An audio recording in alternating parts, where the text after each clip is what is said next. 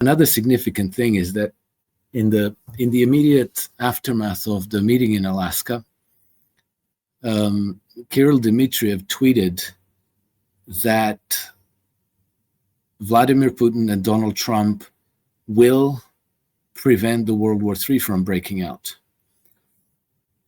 I thought that was a very significant tweet because he didn't say should or might or could. He said they will prevent it. So that's, coming from a Russian, Russians are generally tend to be very careful about how they use their words. They don't just bluster and talk, trash talk. They're careful about how they use language. And so the fact that he said that, I thought that was significant. And I think that now for the first time, I think this was announced yesterday or the day before, we see that they have been working on a solution, a concrete one, and it goes way beyond just Ukraine. So if that's true, that's a very hopeful sign. And I see no reason to doubt that it's true. Why announce it otherwise?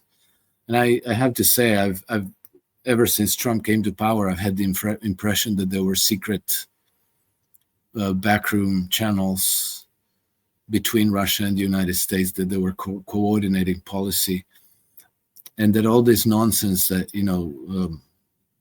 Trump coming out and saying, oh, I'm so disappointed in Vladimir Putin and I'm going to impose more sanctions on them and I'm going to sell weapons to Ukraine, that this was all distraction and misdirection for public consumption.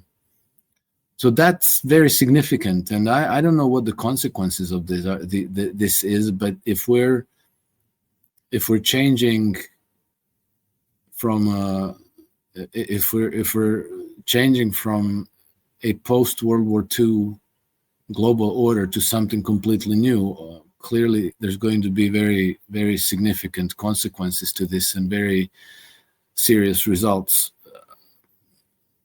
We're going to know when we know. Now we can guess, but one of the consequences will be adverse for European capital markets. I think that European sovereign, generally, European bonds, British bonds, I think that they're going to collapse. I think that the euro and the pound are going to collapse. And so it's going to be very, very difficult for Europe in economic terms, and then as a consequence, we're going to face a profound social crisis and radical political changes, which I hope will not come in the form of civil wars and revolutions. But for sure, we're looking at social uprisings in the very near future.